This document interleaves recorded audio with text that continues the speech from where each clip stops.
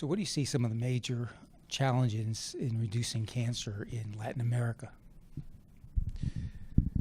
Well, I think that major challenges for Latin American countries to reduce the burden of cancer are related to lack of resources.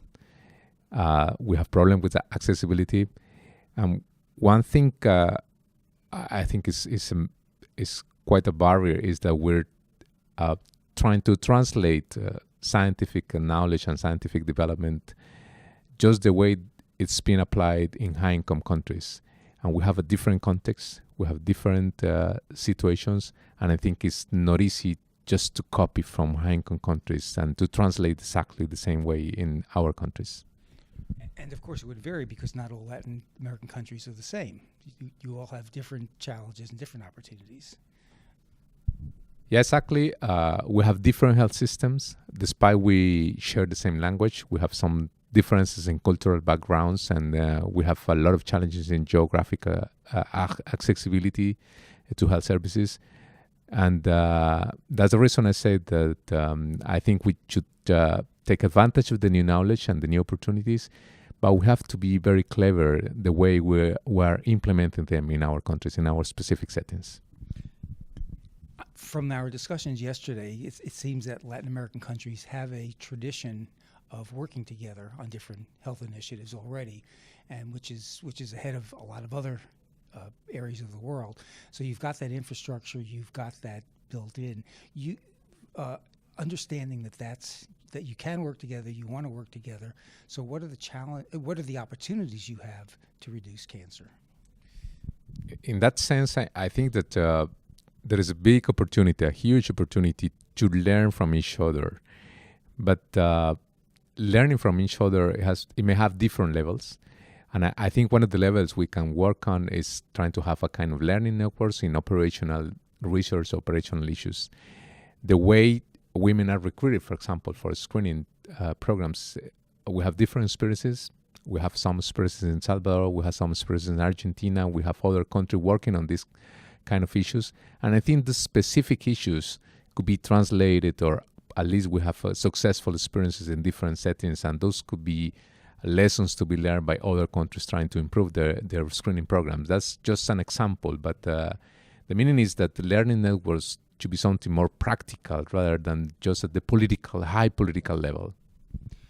One of the interesting things about this meeting today is everybody around the table representing Latin America all have scientific oncology backgrounds and all have had or currently have some political part of their own systems, which is a great insight in terms of from the medical and also the public health. And one of the other things we talked about was the need for governmental will or political will, and it seems that the experience around the table has both witnessed the good and the bad of the political will, or the lack of it, and the pushing of it. In your own country, in Colombia, is it the country? Is it the government? Is it NGOs? Is it private organizations? Is it the working in tandem that have helped move things ahead as far as cancer goes? My vision is that NGOs they have a big role when low-income countries is the case.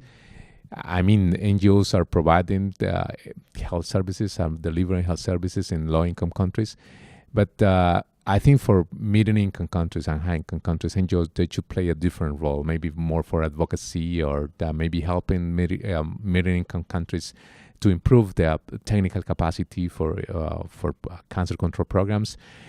So the political will is different for different interventions in cancer control. We have in Colombia the example of the tobacco law. So it was successful. There was a window of opportunity at a given moment when we were able to implement a tobacco law, very comprehensive and strong tobacco law in the country. But it hasn't been the case for other risk factors such as sugar drinks or other kind of risk factors. And it's not the case for screening programs. Despite we have resources, I was mentioning in the forum that we are reducing cervical cancer mortality. So the political will to improve the program at the moment is not very much. They say, well, but we are already reducing the cervical cancer mortality. Why should invest more resources at the moment in this kind of issue? And lastly, you know many of the people in the room. You've interacted with them before. But over the last 2 days, have you learned anything about their systems that might be helpful within your own? There is always something to learn. I mean, so I think that interaction with other countries, other experiences, is always beneficial for our own countries. And I think that's very good having this kind of meetings and forums.